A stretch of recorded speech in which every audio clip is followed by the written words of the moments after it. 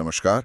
आज हम एक ऐसे मुद्दे की तह तक जा रहे हैं जो अक्सर ना छिपा रहता है लेकिन है बहुत गंभीर। वित्तीय शोषण। जी।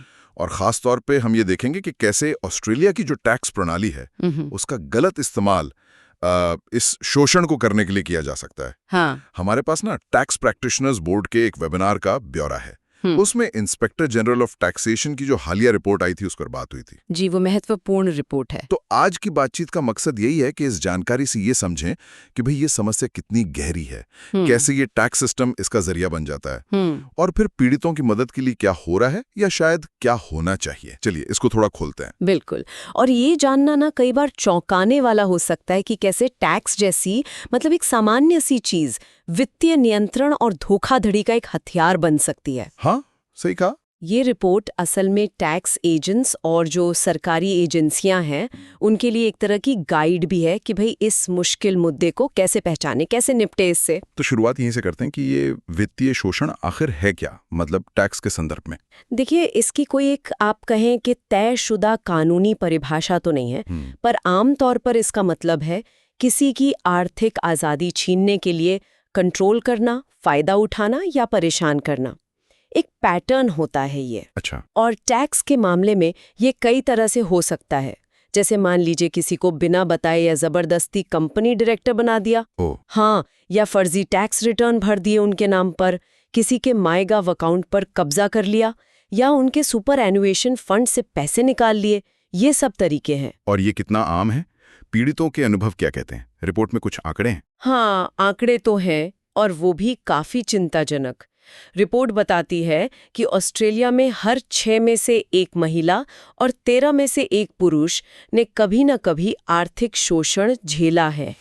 ओ बाप रे, 6 में से 1 महिला। जी, और शायद ये आंकड़े भी असलियत से कम ही हों, क्योंकि लोग अक्सर शर्म के मारे या कलंक के डर से खुलकर बताते नहीं हैं।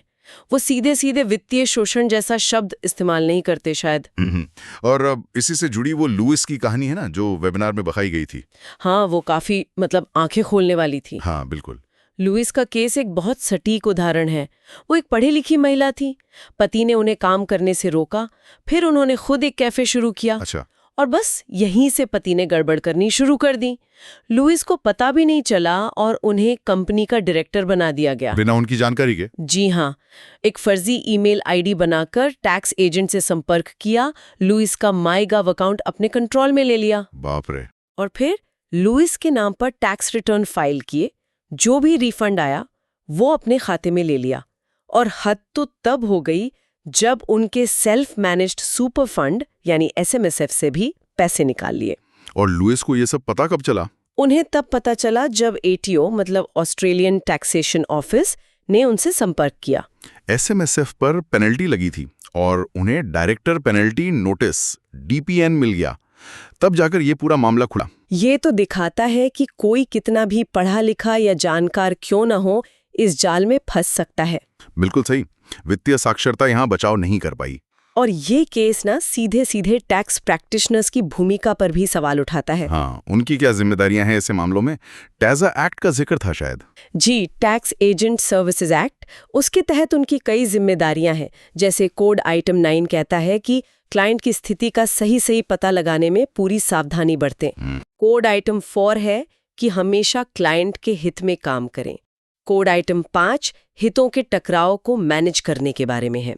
और कोड आइटम 6 गोपनीयता बनाए रखने पर जोर देता है। पर क्या ये नियम असल में मदद करते हैं?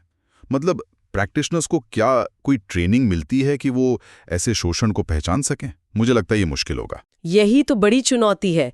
नियमों का होना एक बात है, पर उन्हें इस्तेमाल कैसे करना है, खासकर जब शोषण के संकेत बहुत बारीक हों।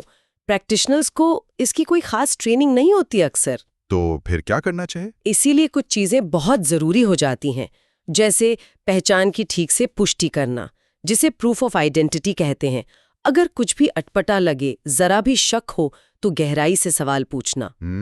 और ये भी सोचना कि क्या वो पति पत्नी दोनों के लिए निष्पक्ष होकर काम कर पा रहे हैं या नहीं, कहीं हितों का टकराव तो नहीं हो रहा। और इस सब में एटीओ यानी टैक्स ऑफिस की क्या भूमिका है?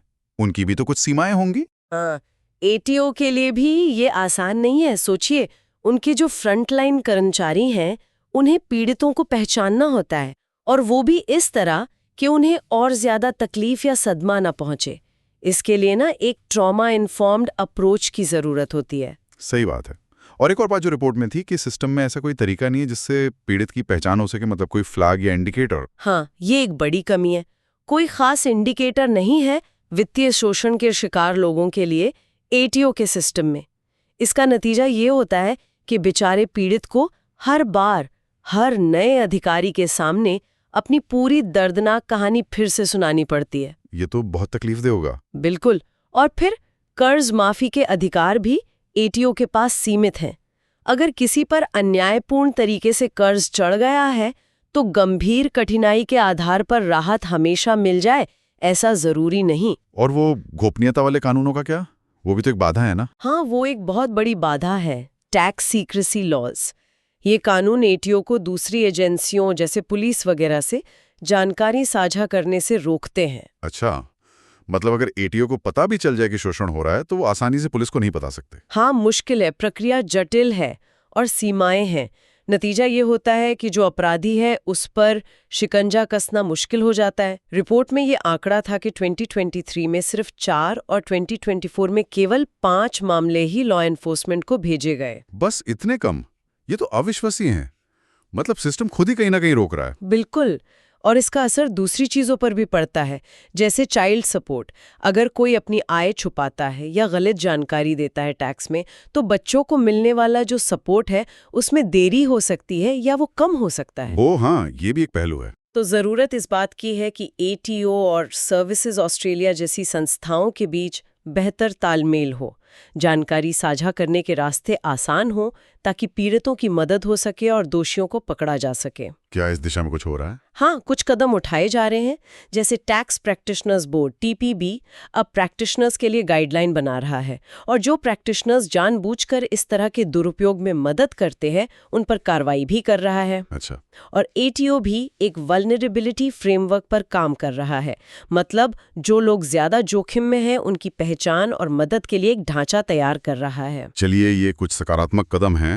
तो कुल मिलाकर हमने देखा कि कैसे ये टैक्स प्रणाली, जो हमारी अर्थव्यवस्था का एक जरूरी हिस्सा है, अनजाने में या जानबूझकर वित्तीय शोषण का एक छिपा हुआ लेकिन बहुत विनाशकारी जरिया बन सकती है। जी, लुइस जैसी कहानियां दिखाती हैं कि ये कितना निजी, कितना उलझा हुआ और कितना तकलीफदेह हो सकता है। और ये भी साफ है कि सिस्टम के स्तर पर कई चुनौतियां हैं, पीड़ितों को पहचानने से लेकर उन्हें सही मायने में मदद देने तक, और फिर वो गोपनीयता वाले कानून जो दोषियों को सजा दिलाने में आड़े आ जाते हैं। हाँ, जागरूकता बढ़ाना और प्रक्रियाओं में सुधार लाना, यही आगे का रास्ता है। टैक्स एजेंट्स, एटीओ, सरकार, सबको मिलकर काम करना होगा। आज की ये सारी बातचीत ना एक जरूरी सवाल मेरे मन में छोड़ जाती है कि जब किसी व्यक्ति की निजता, उनकी प्राइवेसी बचाने वाले कानून ही अनजाने में उन्हें शोषण से बचाने में बाधा बनने लगे, तो एक समाज के तौर पर, एक सिस्टम के तौर पर हमें उस संतुलन को कैसे ठीक करना होगा, कहाँ वो रेखा खींचनी होगी। यकीनन इस पर और गहराई से सोचने की जरूरत है। बिल्कुल, ये एक बहुत ही महत्वपूर्ण सवाल है जिस पर विचार करना जरूरी है।